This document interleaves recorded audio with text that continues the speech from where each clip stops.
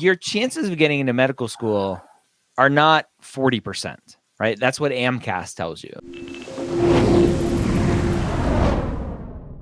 Ask the Dean, episode 48. How is everyone doing? My friend Dr. Scott Wright. Everything's great. Yeah. Doing well. Fantastic. And my co-founder of Mapped, Rachel Grubbs. How are you? I see you're fantastic, and I raise you a fantabulous. Oh, wow. We're gambling now. Oh, wow. Well, we are in the throes of National Premed Day planning. 30 sessions, close to 40 speakers across those 30 sessions. We're going to have some fun on National Premed Day. Yep. Right, Rachel? Indeed. Yes. So everyone can go register nationalpremedday.com for that. Which I probably have a banner for. I mean, it seems like the kind of thing I'd have a banner for. Yes. Seems like it. While you're doing that, again, that is May 28th, 2021, starting at like almost 10 p.m. or 10 a.m. Eastern, I believe. Going for a big chunk of the day. Not like last year where we were live for 12 hours straight. We'll be a little bit less this time across 3 different tracks. So that's exciting. Again, nationalpremedday.com, as that says there. Cool. Rachel, we are, for our live people, and then for our replay people, this is going to be different, but we are moving out of beta. I know. Because we are beta. We don't need to be in beta anymore. Yeah, I was reading about you're the only one who cannot hear. I don't know, Joseph. Yusuf just said yay. Other people type in if you can't hear.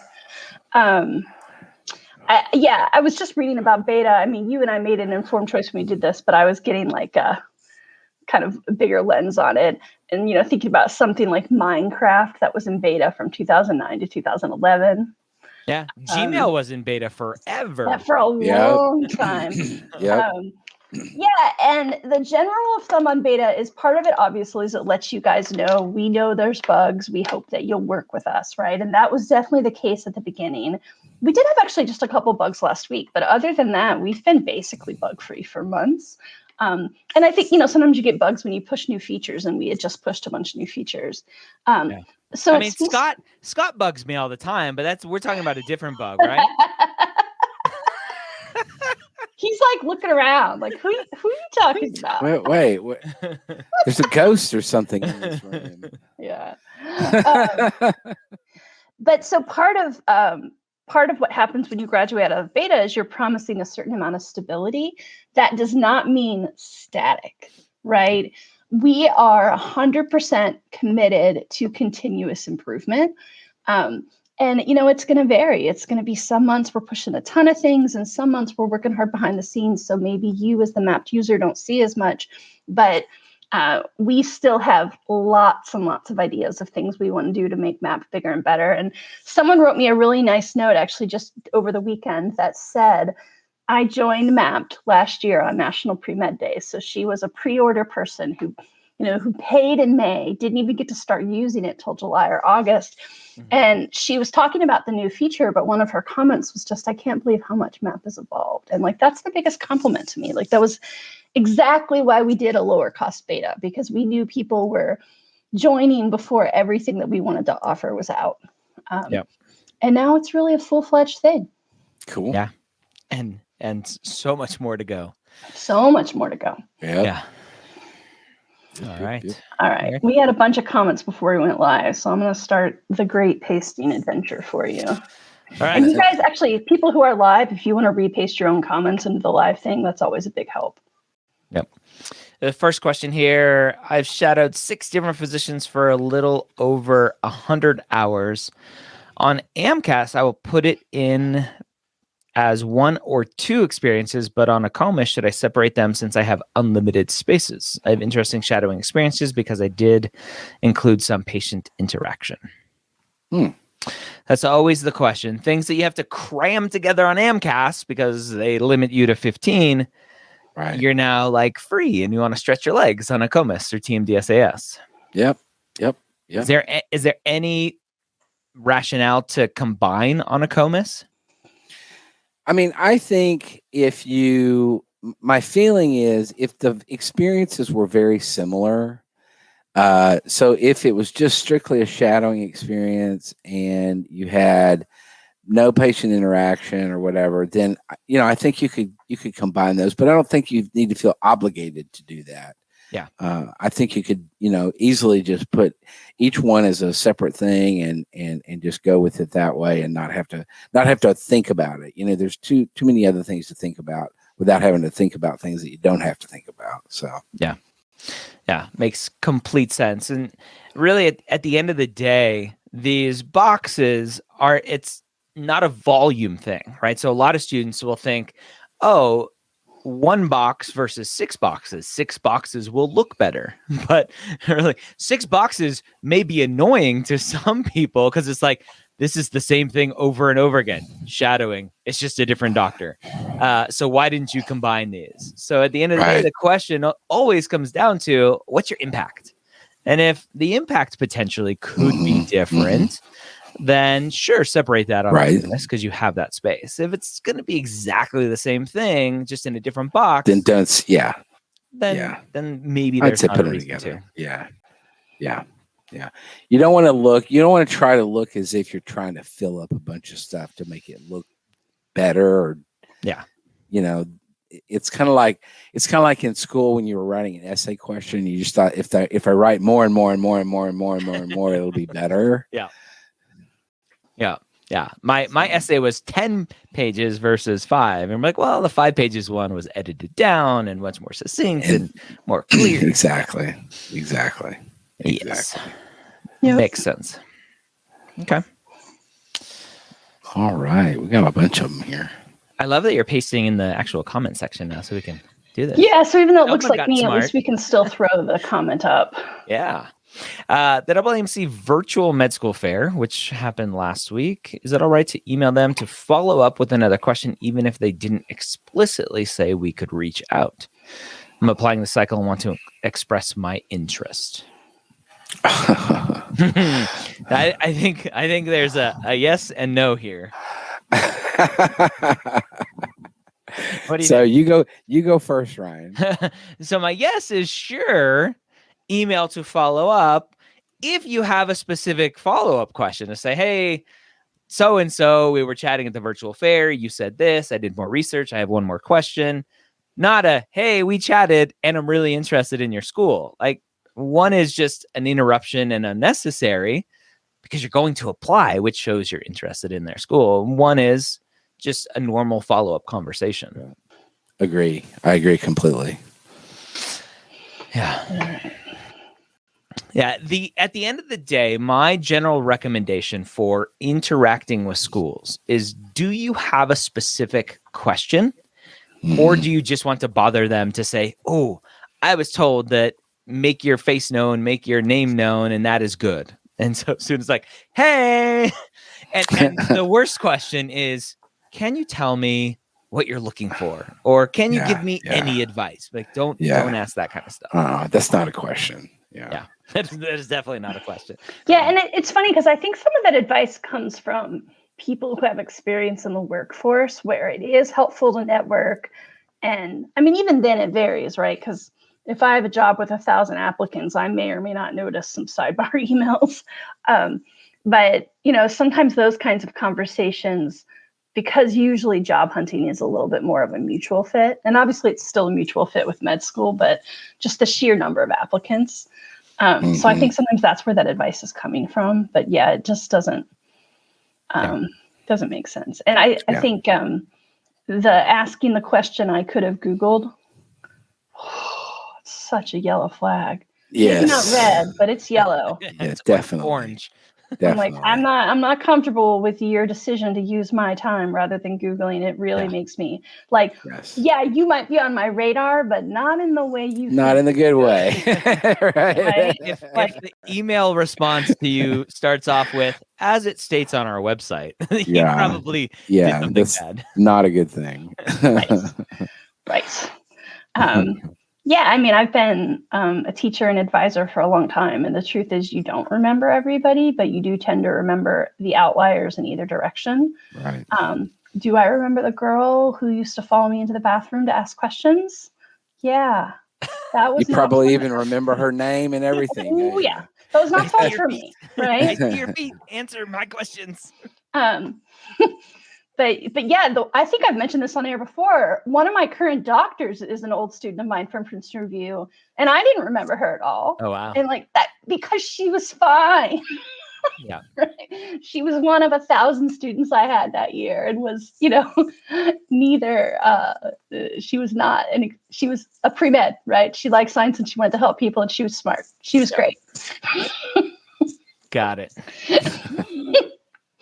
All right, keep going. I think we missed some. I'm going to go back up to the top. Okay. Oh yeah, I started at the bottom. Should I be worried about pass-fail for non-prereqs? Genetics isn't the class. It was made way more difficult because it was, quote, open note, and I don't want it messing up my strong upward trend. I have plenty of other upper-level bio courses planned and did well in other science courses. Did you just answer this last week? Maybe it's a different student. I don't know. Yeah. I guess a lot of people are wanting to pass-fail genetics. Yeah. So genetics, typically not a prereq. Right. For most medical schools. The student gave lots of good context. Their grades are otherwise fine. Issue? No issue? So no, I don't think in terms of the application it's an issue. I have an issue with the wording. It was made way more difficult because it was open note. Yeah. This to me, this smacks of a bad attitude. This needs an attitude reversal here.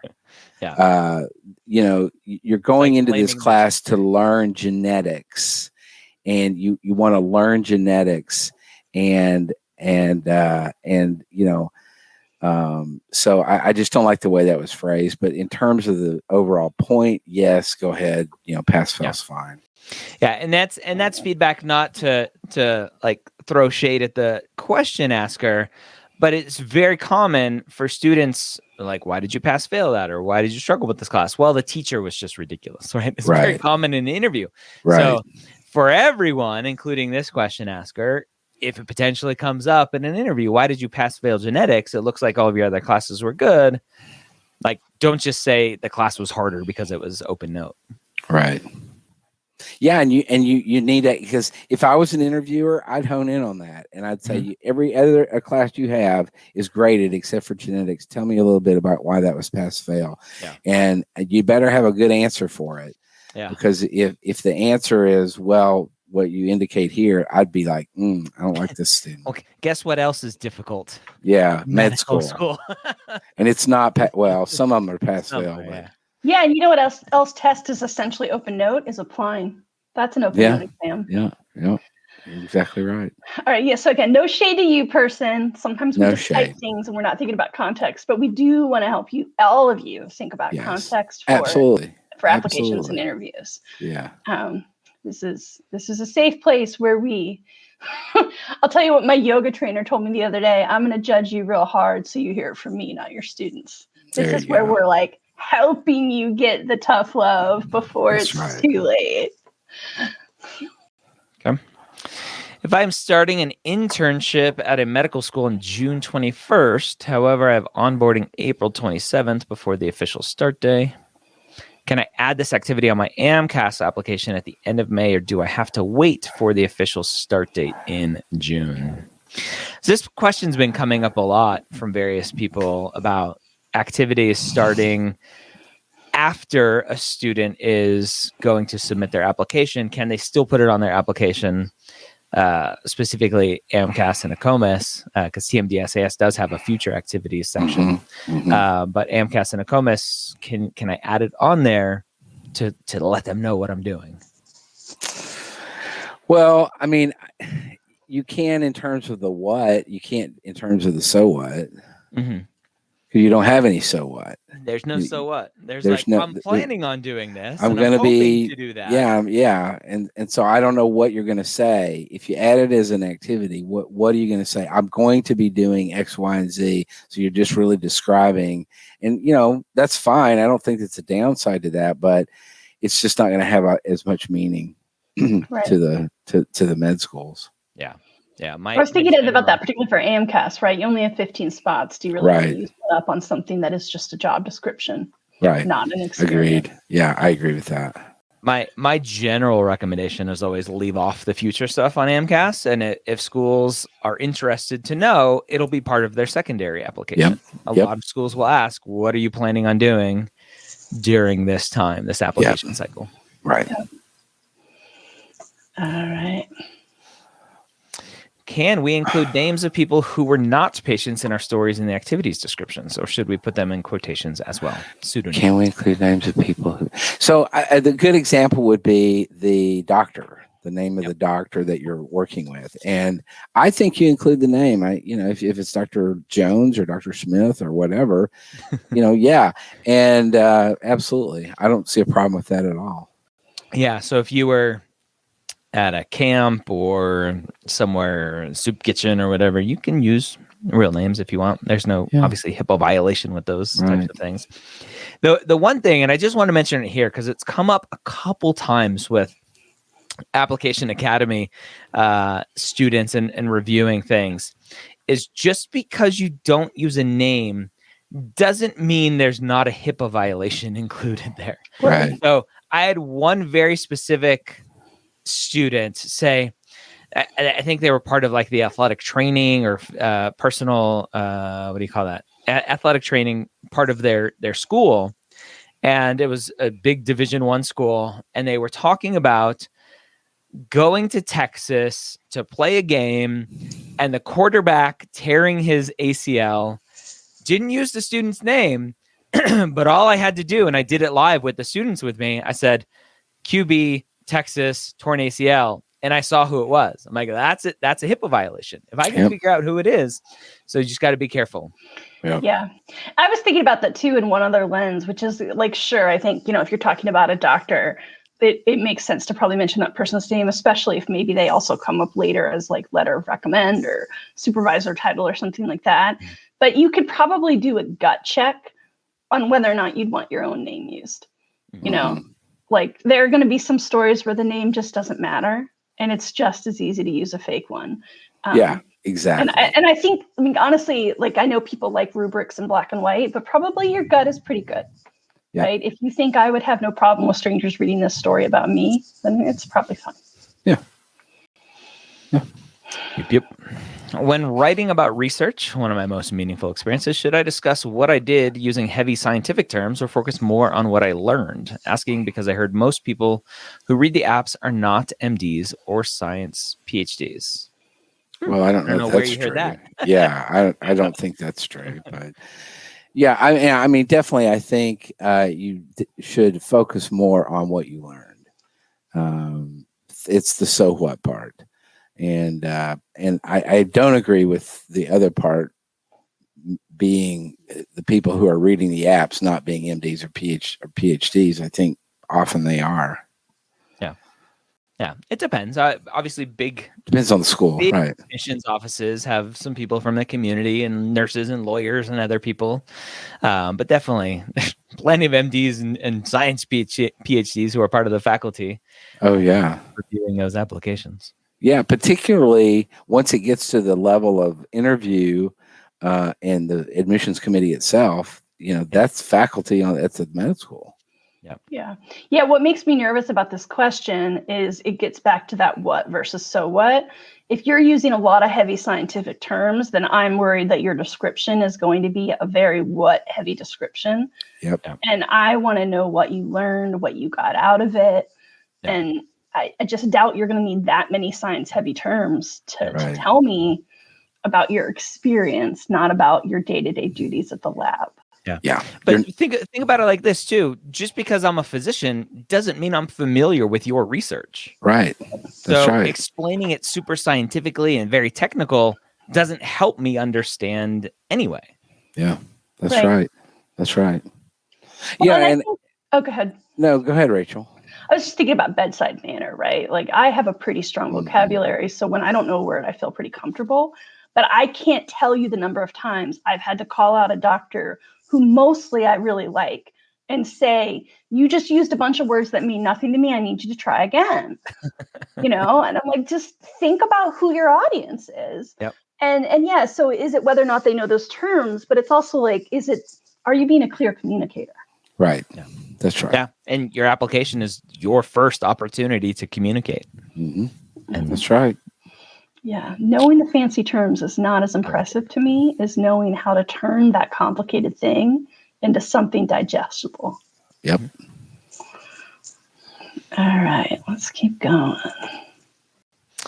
I know Dr. Gray recommends showing impact in the activities via stories. For a lesser known activity, would you recommend explaining the activity plus a story of impact, 50-50 split? A high school color guard performing arts instructor who mentored low socioeconomic status students.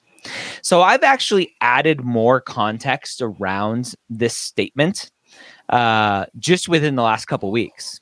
And the context around it is exactly this. If it's something, I've always said, right, a reader knows what a scribe does. You don't need to explain to me what a scribe does. A reader knows what an EMT is. You don't need to explain that.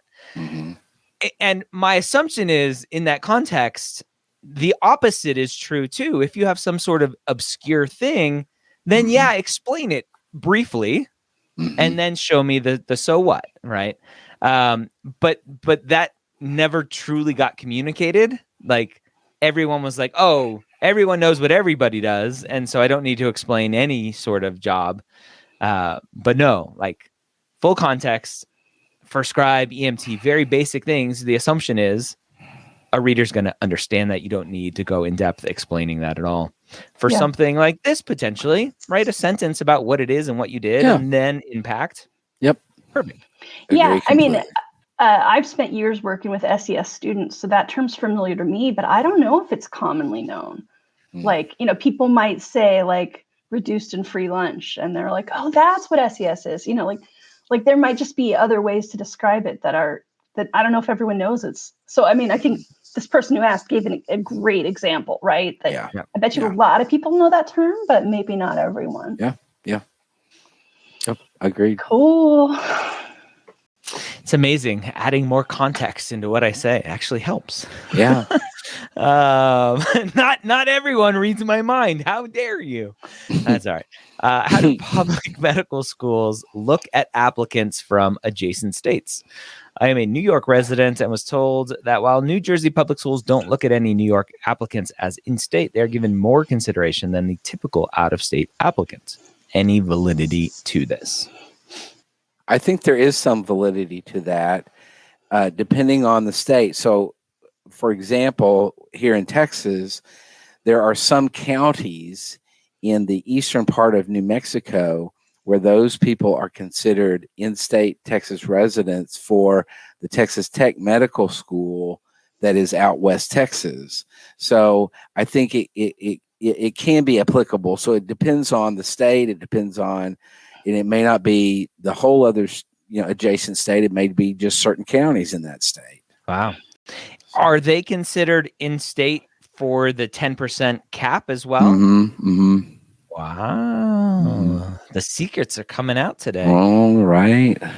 We got to get those counties built into maps so that when the student adds Texas Tech, that's on there. That's cool. So I guess, Scott, the follow-up question that I bet this person would love to ask is that kind of stuff published? Like, can I go? Yeah, it is.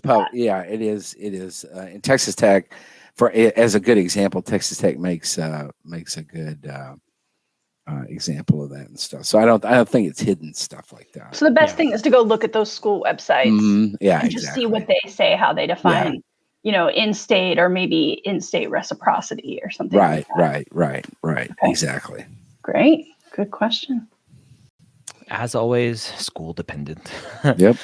I'm trying to decide whether to categorize my anesthesia check job as clinical or non-clinical. There's minimal patient contact, pre-op prep, positioning in the OR, etc., but most of it is obviously with sedated patients.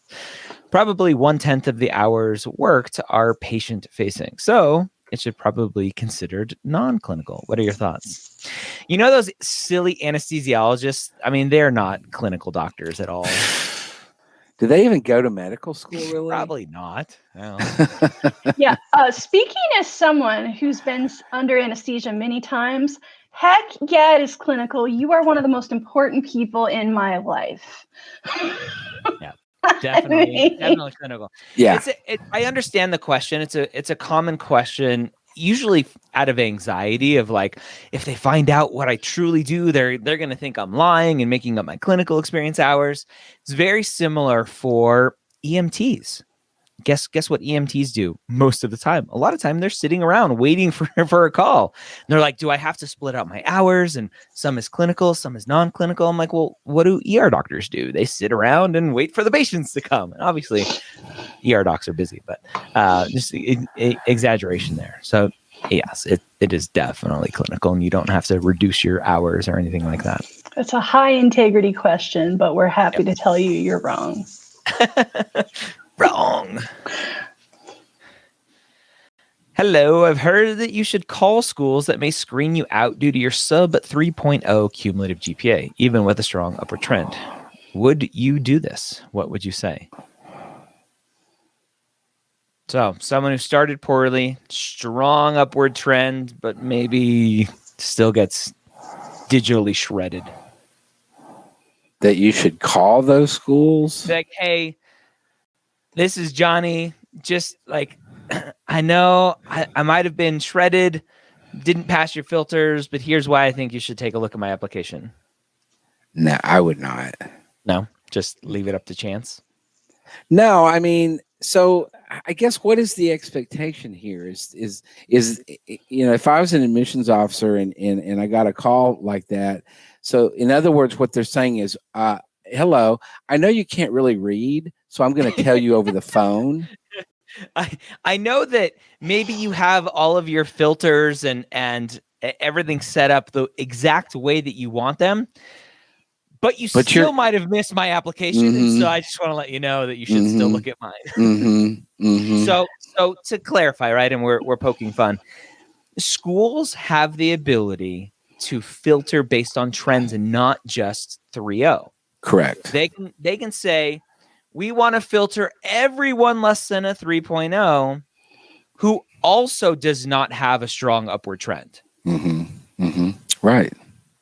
And so you have to trust that the schools understand. Yeah. Will a phone call potentially help? An email potentially help? Maybe 1 out of 100. We don't know, right? Yeah. But in general, the more interruptions, the worse. The worse attitudes. Yeah. Do you know, and because they get lots of applications, and I always put it in these terms, what if everyone that submitted an application made a phone call? Yeah.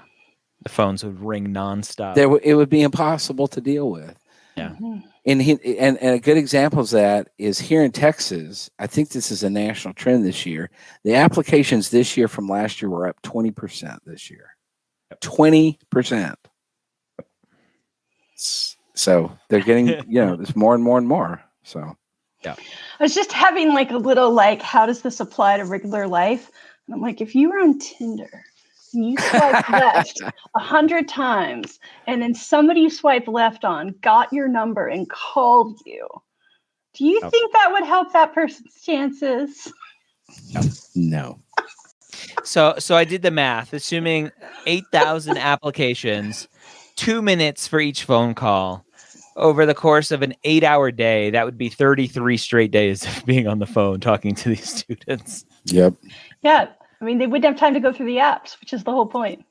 Yep. And yeah, I think we're all feeling kind of spicy, spunky today. And we still love you guys. We're just trying to, give you some checks. I understand exactly where that question's coming from, but it's not going to get you the result you think it is.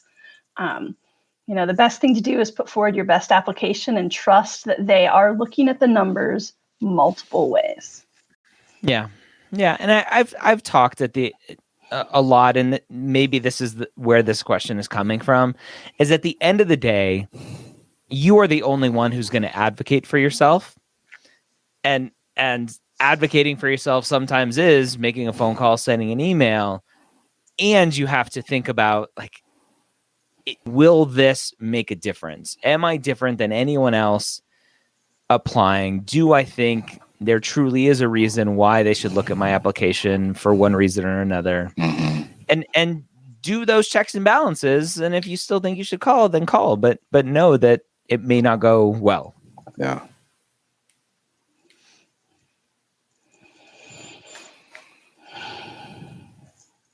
Quick break from questions.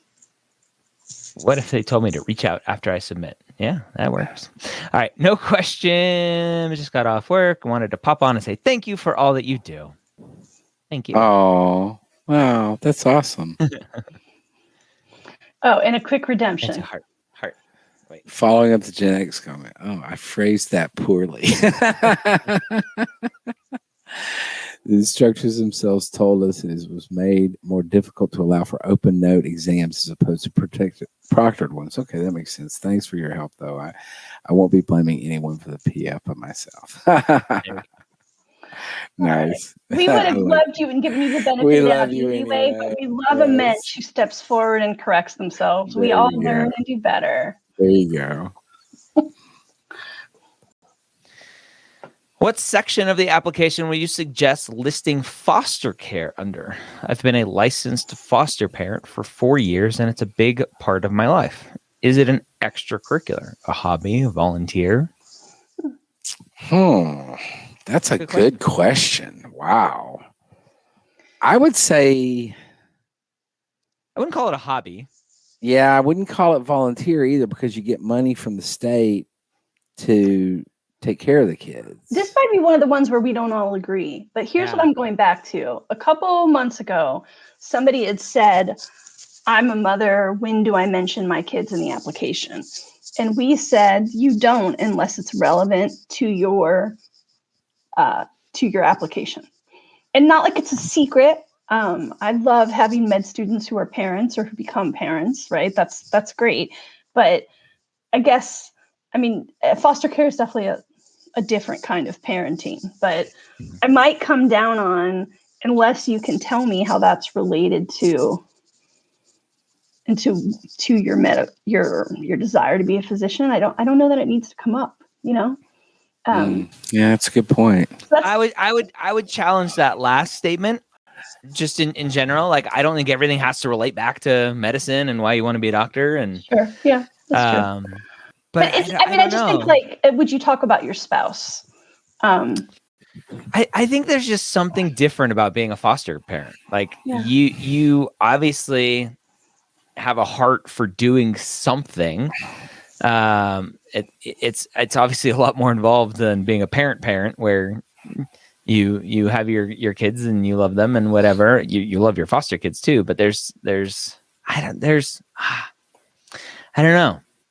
But my question will come down to, do you get paid to be a foster parent, or are you getting a stipend or pay to support? Yeah, that's what. Right? That's what I mean by that. And so I'd probably put it under volunteer. Probably. I think there is a category called other. There is. Yeah. Yeah, that's true. You could use. This is a big part of who I am, and I wanted to list it, but I wasn't sure how to categorize it. Yeah. Yeah, that's a good point. Yeah, I think that tells me a lot about someone if they're a foster. Foster parent. Their compassion and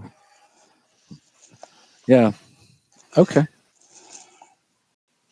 I'm choosing between a job that's a combination of an MA scribe with derm tech certification, company will pay for this, or a scribe at the teaching hospital affiliated with the medical school I want to attend. Ooh, I don't know which is best because I'm very interested in both, but can't do both. Any advice? So I would say, okay, all things being equal, if the pay is equal, I mean, that's rarely the case, but if the pay is equal, I sort of think that the MA scribe with the derm tech certification might be better, because scribing, you never quite know it may be very, very passive. Mhm. And so, but the combo MA scribing derm tech thing, it sounds like it's going to be a lot more interactive and have maybe potentially a lot more patient contact with it. Yeah. That'd be my thought. Yeah.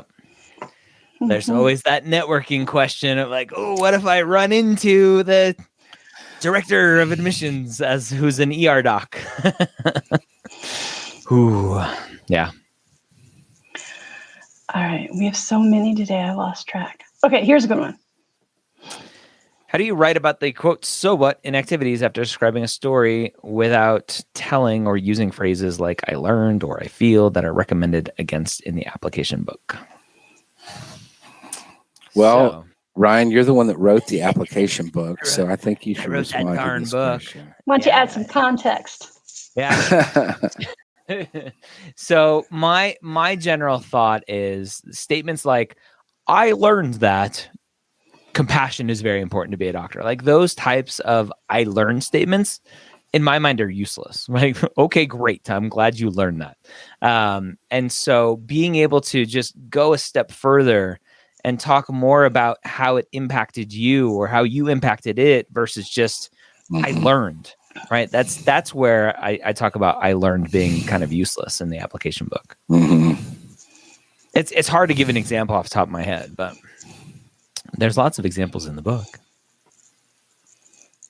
Yeah, I mean, I think you could easily say something. I was able to use this lesson with the next patient that I encountered, blah blah blah, or it really informed my understanding of the patient-doctor relationship, and how important that relationship is, or stuff like that. Yeah, even something as simple, and it's still a little generic, but something as simple as the I don't know. I'm terrible at giving examples, so I'm not even going to try. I don't know. Okay. You want to get your book out and read some? I don't know. Okay, here's what I'll do to kind of tie this up. Some of you have been asking, like, why aren't there more Am I Readies? We love Am I Ready? And it's because Scott and I want to pivot to doing more like, am I ready to submit this essay kind of stuff? So we'll do some more deep diving into this soon. Yeah, that's a good point. That's how I'm going to leave this one. Yeah. It could take the whole session, and,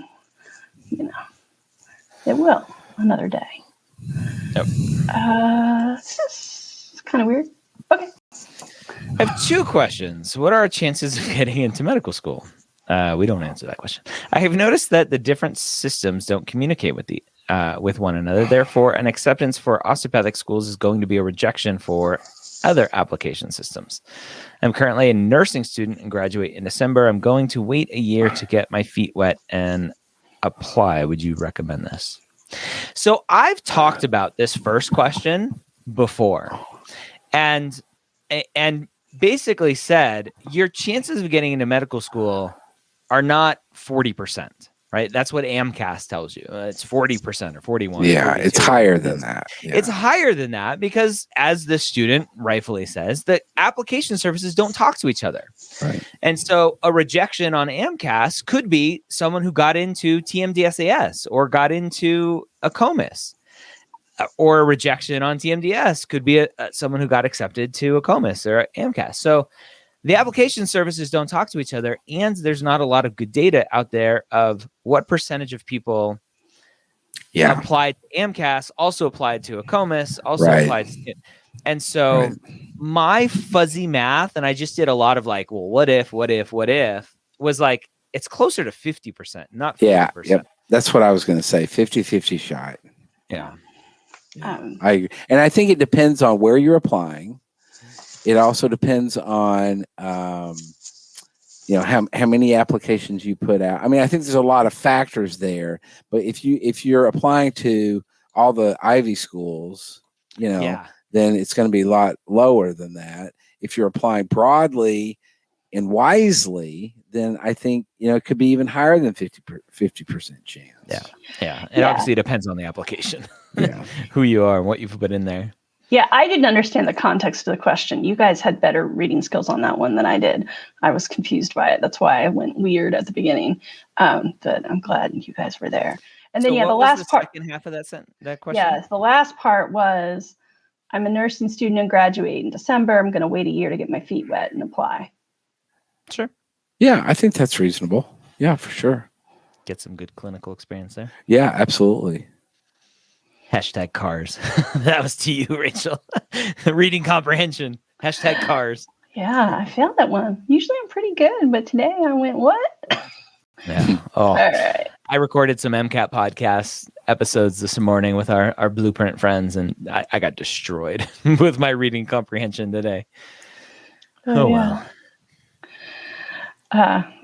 Quick funny. Don't expose us EMTs like that. Come on now. Yeah, sitting around waiting for the calls. It's pretty well known. Yeah. Okay, I'm going to skip one because it's too long. But the person who asked about, will ADCOMS look at each of our classes on an in-depth basis? If you want to shorten that to 400 characters, I'll come back to you. But you got a lot of words there that I can't read because they get cut off.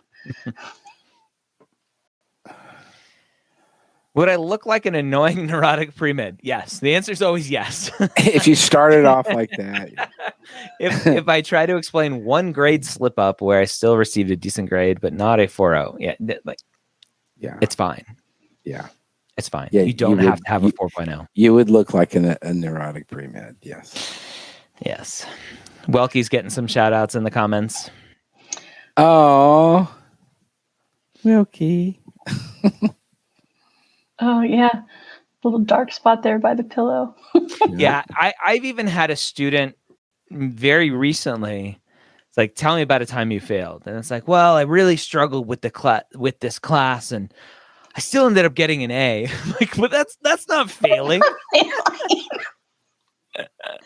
Come on, man.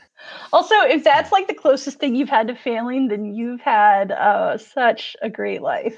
Very privileged life. Yeah, we actually have. Or been really tortured by your parents, but that's a whole other thing.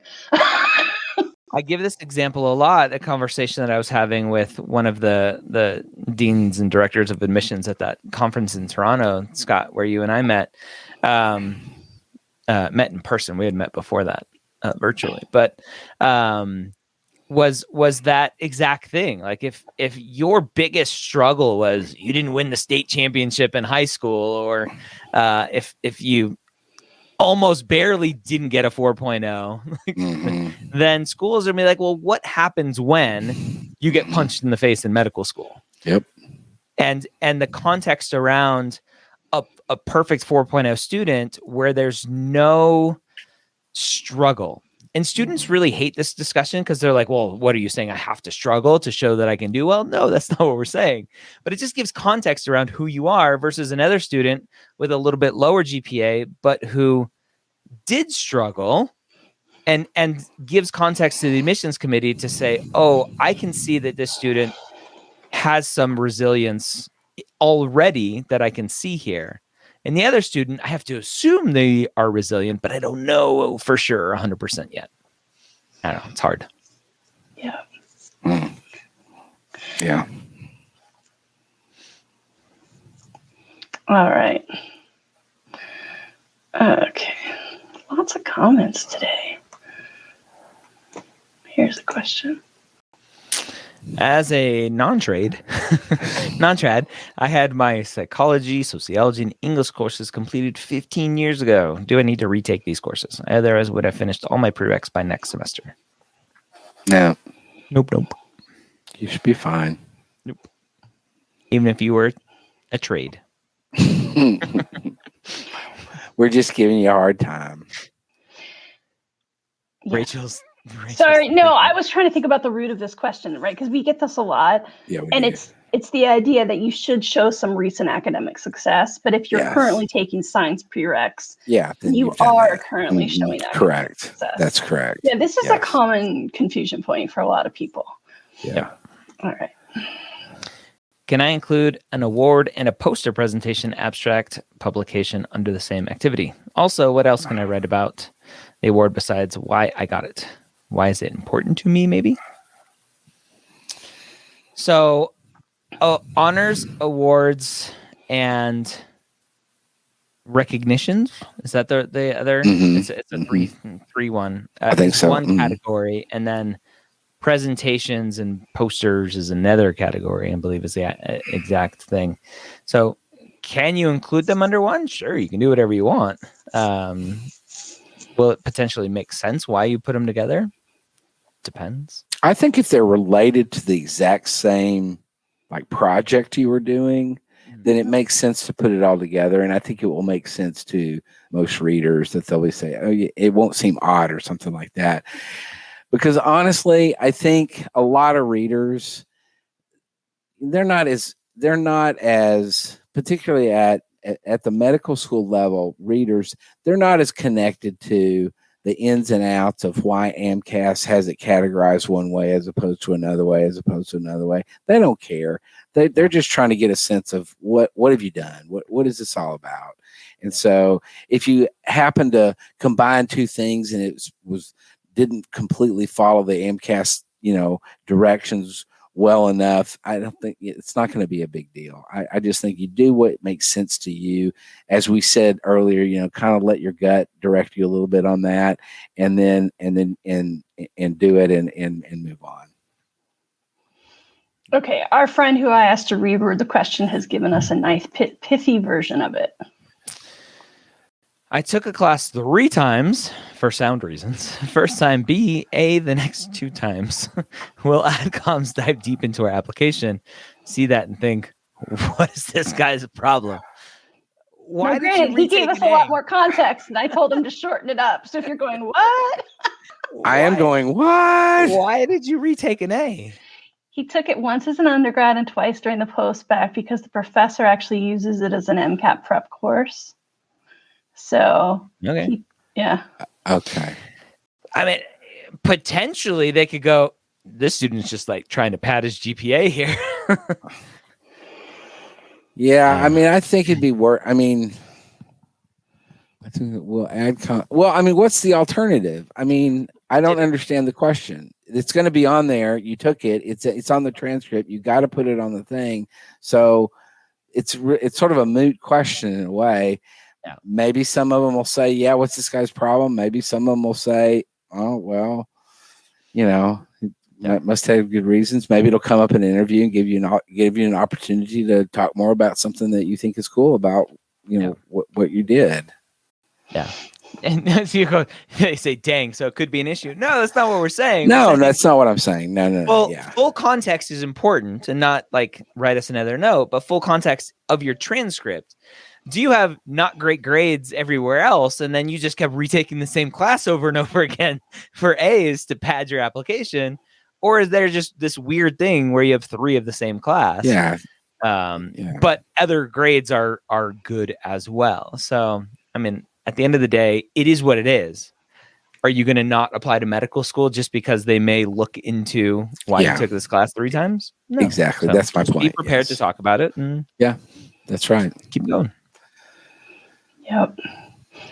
All right. I love this question. Does a strong MCAT score balance a lower GPA? I've heard mixed things on this. I do not think they do the same thing. The MCAT tests problem-solving abilities, reading comprehension, your ability to, Rachel can, tell us a lot about that. And a GPA is, can you stick out day in, day out, classroom stuff, study, discipline, et cetera, et cetera, et cetera. They do different things. So no, I do not think one balances out the other. Yeah. Where I've been adding a little bit more context around this is, at the end of the day, a higher GPA always helps.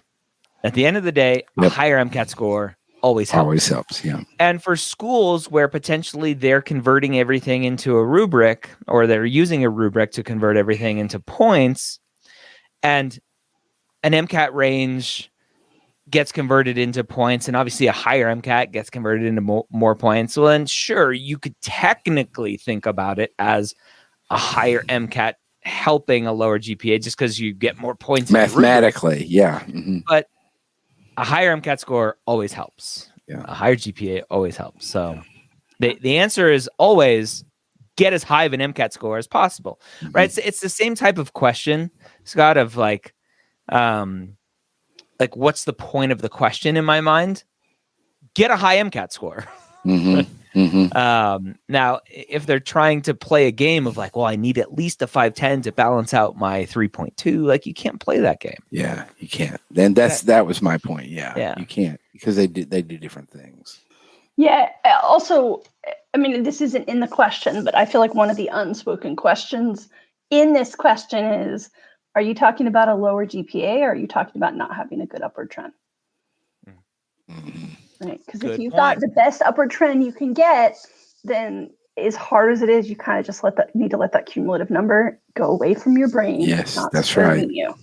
That's right. Or call and bug the ADCOM. No, don't do that. Send them 12 emails. Will more emails balance out a lower GPA? What if I follow her into the bathroom? Will that help? Or to her car in the parking lot. I heard. No, never mind. It's too far. Anyway, here's a good one. Are you planning on releasing more mission accepteds? Love them and could really use some success stories for motivation. So that's something I do on the medical school HQ side of things. Yes, the answer is yes. We are finishing up recording season 3 of Application Renovation, and then we will move on to Mission Accepted. So it's just based on timeline of the application cycle. Right now, application cycle's basically winding down. Everyone's been accepted, who's accepted, and we'll start doing some of those recordings. Yep. All right. Looks like we've come to the end. Lots of promise today. I feel like our live audience was just as spunky and lively as we were. At some point, they were talking about whether or not they were going to get punched. And I never did get the context on why they were worried about it. So I'm just assuming they're having like their own chats in there. No, it's something I said. I said, I was talking about resilience and a student who hasn't had any challenges when they get punched in the face in med school, which is a play off of Mike Tyson's quote, everyone has a plan until they get punched in the face. Yeah. Gotcha. Like our UFC fighter this past weekend. Oh, yeah. That was not good.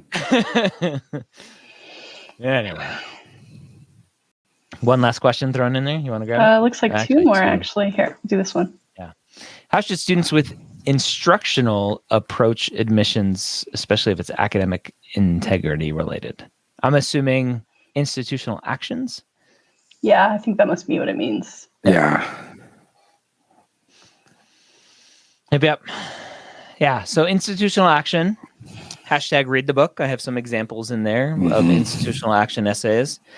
Academic integrity is tough, right? As we say a bunch here, time heals all wounds. If it was a academic integrity issue senior year versus freshman year, that's gonna play a lot differently. Yep, absolutely. And and I think what you have to do is you just have to explain it and say, I messed up. I learned a lot from it. I'm a different person now, having gone through this experience, and then just let it. It's going to play out how it's going to play out. Own it. One of the examples in my book. Yeah, one of the examples in the book is a true thing that a student wrote of like, I was falsely accused. I'm like, nope, that's not going to work. If you got dismissed from school, this kid was kicked out of his school. Oh, wow. You weren't falsely accused of anything. No, yeah, that's not. Oh, we'll do one more. There's a couple more trickling in, but somebody who asked one like 20 minutes ago, I missed. So I want to give them preference. Yeah. Depends, right? Oh, wait, let's read it out loud for the listeners. How many times is too many times to retake a course? I would say if you're having to take a course more than twice. Pi is too many. Yeah. Then that's probably not a good sign.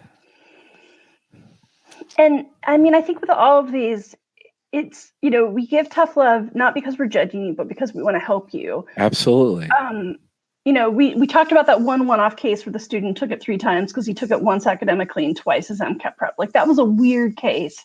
But in most cases, if you're retaking, it probably means you need a better grade. And if you need a better grade, we want you to dig deep and really reflect. Yeah. What happened that was so tough for you? What resources are available to you to help you get through that tough course? Does your campus have a tutoring center? Is the tutoring center virtual now that we're still in pandemic life? I've talked to a lot of students over the years. This is often more specific to MCAT prep than academic issues, where they'll say like, "Oh, I just didn't allow enough time last time." And I'm like, "Great, what's happening this semester?" And they're like, "Well, I'm working 40 hours a week and I'm taking a full load. Well, I still have to take care of my little sister." And I'm like, first of all, you're an amazing person and I love you. Second of all, that sounds like too much. Yeah. It's the old adage, fool me once, shame on you, fool me twice, shame on me.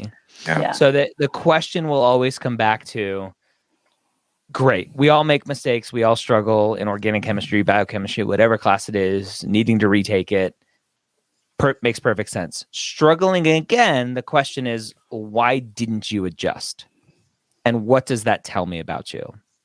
Now, obviously, if you need to take it again, and be very prepared to talk about why you have to take it a 3rd time. Yeah. Hopefully not a 4th time. Right. Yeah, and whatever time you're on, just make sure this next time is the last time.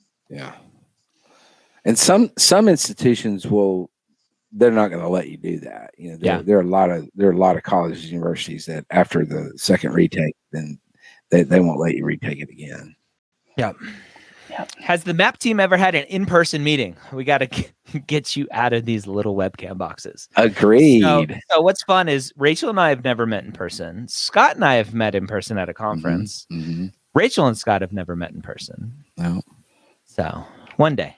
We're all vaccinated now. So yeah, that's right. Yeah, I'm vaccinated, and this weekend I'll hit my 2 weeks. Same here. I was sort of hoping that pandemic life plus rising environmental concerns would mean I would never have to get on a plane again. But I might make an exception. We're not going to use our private mapped, our private mapped owned plane. Our jet. I bought our mapped jet for no reason. Man, if we had the kind of money where we could just buy ourselves a jet for fun, we'd be doing something really different. That'd be fun. All right. Nice. Vax crew. Yeah, we are definitely a Vax crew. We are. Which I would assume, I think most of our listeners are probably pro-vaccine. Yeah. Hopefully, fear of flying. No, I'm not afraid of flying. I'm just tired of it. I've flown my whole life. I'm over it. Yeah. All right, everyone. Thanks. Maybe we should. Let's do a cruise. We'll all go on a cruise. Oh wait, no, plane's fine. No, you don't like boats and water? I don't want it. Never mind. I could say all kinds of. No, I'm not going to go there. I'll fly wherever you want. Don't make me do a cruise. All right, Scott and I will cruise. Once the associated pricing rolls out, you get the jet. Oh yeah, those extra $1 a month. That's going to do it. Yeah. So final reminder: we are closing the beta on Sunday, May 2nd. So starting Monday, May 3rd, there'll be no beta, slightly increased pricing just for new subscribers. If you're a current subscriber, it's not going to impact you. And the main reason I'm telling it to you guys who are live is if you've got friends, you can always use your referral code, which you can find and mapped under your profile. And just, if anyone was thinking about signing up, now's a good time for them to do it and lock in that lower rate for their first year. Yep. Yep. Take care, guys. Have a good week. Bye, everyone. Bye.